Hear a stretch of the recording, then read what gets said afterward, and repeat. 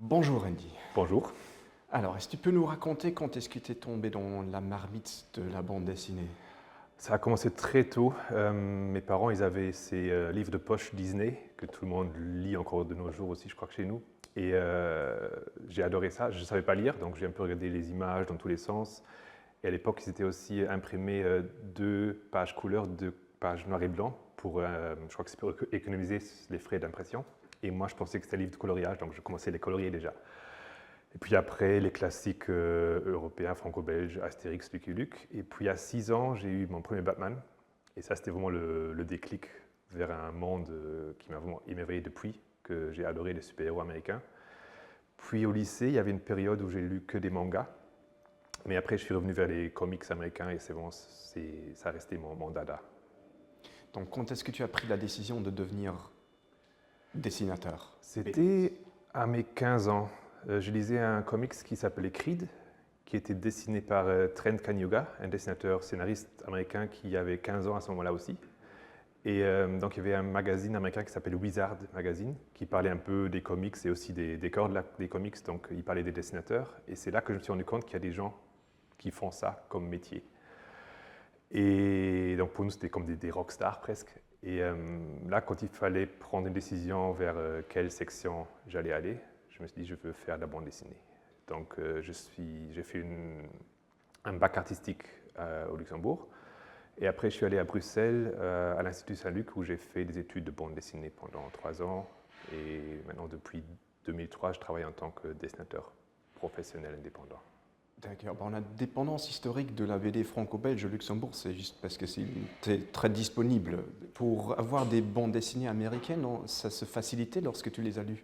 À ce moment-là, c'était très, très rare. C'était années 80. On a parfois fait les courses en Allemagne, à Trèves, et là, il y avait plus moyen de les trouver, mais pas trop. Il y avait en 89, il y avait le premier Batman de Tim Burton qui est sorti au cinéma, et là, il y avait une espèce de Batmania où pendant un certain temps, on trouvait pas mal de choses, mais c'était assez rare quand même. Puis après, quand j'étais au lycée, j'ai un copain de ma sœur qui m'a introduit au Preview, ça s'appelait. C'était un catalogue où on pouvait commander les comics. Et là, c'était vraiment la boîte de Pandore qui s'était ouverte et je baignais vraiment dedans. Je commandais plein de séries et tout ça. Donc c'était vraiment ce qui m'a marqué le plus, je crois, dans ma vie artistique. Et puis, tu as décidé de vouloir travailler pour l'un des grands Marvel ou autres. Ouais, Marvel et DC, c'était vraiment ma raison de vouloir devenir dessinateur, c'était justement pour faire des comics de super-héros. Donc, presque toute ma vie, j'ai toujours essayé de percer là-bas. J'ai fait toujours mon dossier, mon portfolio, que je suis allé sur des conventions où il y avait des éditeurs de Marvel et DC ou des scouts. J'ai montré mon dossier et j'ai toujours des bons retours. Ils ont toujours bien aimé ce que je faisais, ma narration était bien et tout ça. C'est juste que mon style de dessin ne convenait pas. Parce qu'il est trop gentil, trop familial, alors qu'eux, ils aiment bien des trucs plus sombres, plus réalistes. Ils ont quelques projets parfois qui iraient plus dans ma direction, mais pour ça, ils ont déjà assez de dessinateurs. Et ils m'ont dit si j'arrivais un peu à changer mon style, je pourrais travailler pour eux.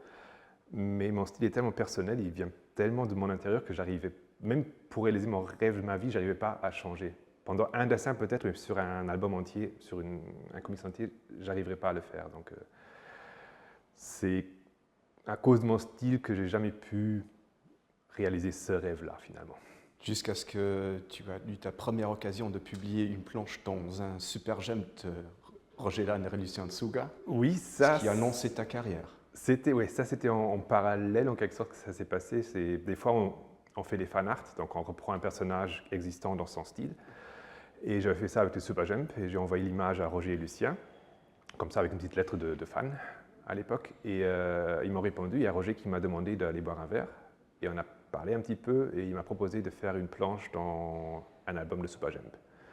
Donc c'était la première fois que j'étais payé pour faire une planche de bande dessinée directement dans la plus grande série Luxembourg. Donc c'était vraiment, pour quelqu'un qui venait juste de débarquer de l'école, c'était super cool, quoi. Et puis, il y avait les 3 albums avec Lucien, et ensuite, tu as commencé à faire tes propres Bah, BD. oui, bah, au début, les BD, c'était vraiment plus des à côté parce que ça, on ne pouvait pas gagner de l'argent avec ça au Luxembourg. Donc j'ai fait beaucoup de dessins pour des agents de publicité. Vraiment, au début de ma carrière, j'ai fait presque que ça.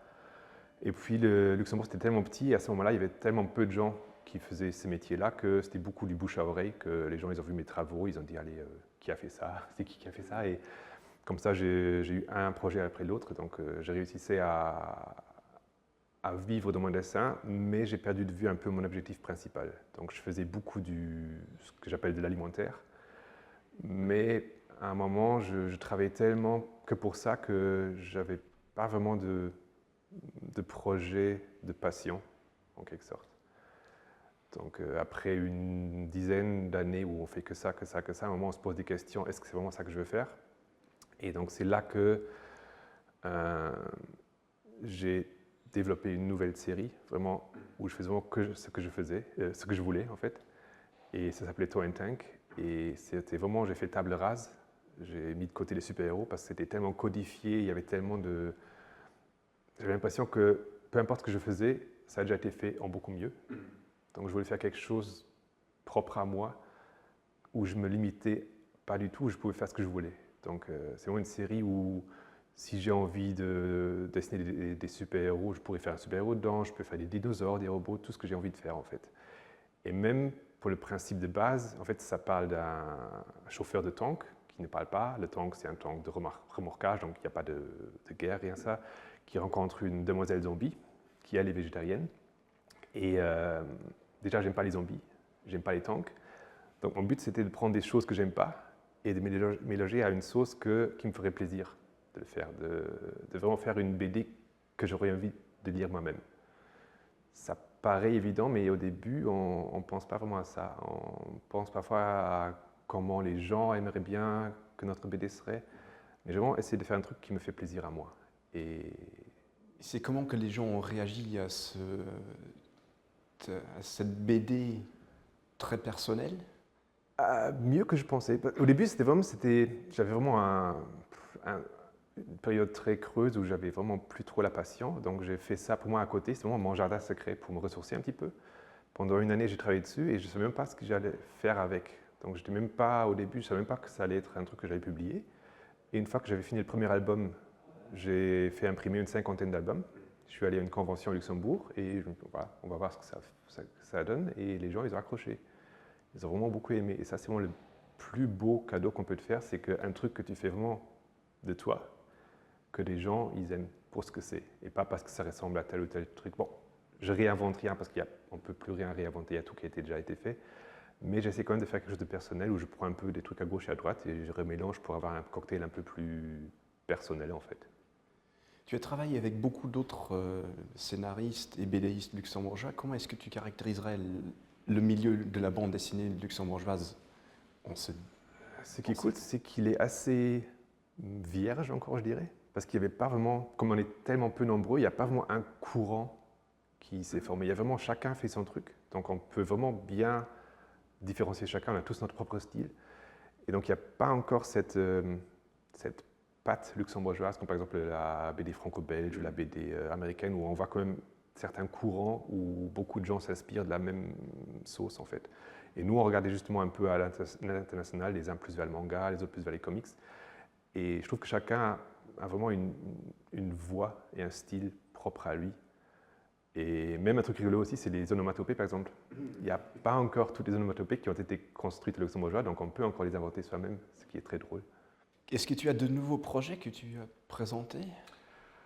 Bien sûr, Toy and Tank, c'est vraiment... Ça continue, oui. Voilà, donc j'ai mon travail qui paye et j'ai Toy and Tank. Avec l'argent que je gagne, j'investis dans l'impression de cette série-là. Donc là, je suis en train de travailler sur le 5e tome. Et puis après, là, on est à la fin de l'année, donc c'est normalement début de l'année que ça va mettre en place certains projets qui sont en suspens en ce moment. Ça prend toujours un peu de temps pour trouver les financements ou pour voir s'il va se faire ou pas, mais je crois que pour 2025, ça va bien se passer. Super. Bah, je te remercie. Merci beaucoup.